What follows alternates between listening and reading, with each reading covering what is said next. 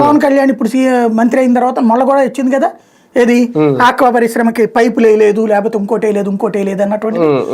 లేదా పరిశ్రమలు పెట్టిన వాళ్ళని తీసేపిస్తాం, వాళ్ళ మీద పర్యావరణం అంటాం, ఇంకోటి అంటాం తీసేపిస్తాం. ఎల్జీ పాలిమర్స్ దాంట్లో ఎట్లాగే ఏడిపించుకుతున్నామో చూసాం మనం.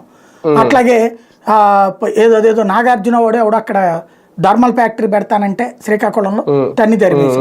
స్థానిక రాజకీయ నాయకుడిని మెప్పించాలి, సర్పంచ్ని మెప్పించాలి, ఎంపీటీసీని మెప్పించాలి, జెడ్పీటీసీని మెప్పించాలి, ఆ పైన ఉన్నటువంటి వాళ్ళని మెప్పించాలి, ఎమ్మెల్యేని మెప్పించాలి. వీళ్ళందరినీ మెప్పించకపోతే ఏదో ఒక లిటిగేషన్ తీసుకొచ్చి జనాల్ని రెచ్చగొట్టి పర్యావరణం అని ఏదో ఒక వంక పెట్టి ఆందోళనలు చేస్తూ ఉంటే వీళ్ళ ఆందోళనలన్నింటినీ చూస్తా వాళ్ళు 100 కోట్ల రూపాయలు పెట్టుబడులు పెట్టి ఏ రోజు రేపు ఉంటుందో లేదో తెలియదు, రేపు పెట్టిన తర్వాత నేను పగల కొడతారేమో తెలియదు.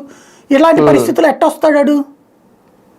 బేసిక్గా భయపడతారు. రాజకీయం చెయ్యకుండా ఉండాలి ఇక్కడ. దానికి తోడు ఎవడన్నా ఫ్యాక్టరీ పెడతానంటే మట్టి మా దగ్గరే తీసుకో, రోడ్డు మావాడే వేస్తాడు, కాంట్రాక్ట్ మావాడే చేస్తాడు, గోడ మావాడే కడతాడు, మేము అధికారంలో ఉన్నాం కాబట్టి మాకే అప్ప చెప్పాలన్నారు అనుకోండి, ఒక్క ఫ్యాక్టరీని ఇబ్బంది పెడితే 100 ఫ్యాక్టరీలకు సమాచారం ఉంటుంది. ఎక్కువ వెళ్ళేది అట్లాగే, ఎందుకంటే ఇది మౌత్ పబ్లిసిటీ వెళ్ళిపోతుంది. టీవీలు పేపర్లలో మనం ఏమైనా కవర్ చేయొచ్చు. ఇప్పుడు అక్కడ ఎవరో శ్రీకాకుళంలో ఉంది కంపెనీ, ఎప్పటి నుంచిలో నడుస్తున్నటువంటిది, ఏదేది పెద్ద కంపెనీ కదా అది, కోకోకోలా ఎవరిది బాట్లింగ్ కంపెనీది, పెద్ద ఇష్యూ నడవలేదు. ఆయన ఎవరు శ్రీకాకుళం బీజేపీ ఎమ్మెల్యే అని రచ్చగొట్ట నడవలేదు.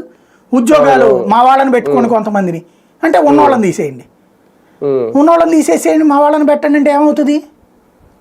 అంటే ఒక పార్టీ కార్యకర్తలు ఉద్యోగులకి వెళ్తే పని చేస్తాడు, ప్రతి ఒక్కరు పెత్తనమే చేస్తాడు.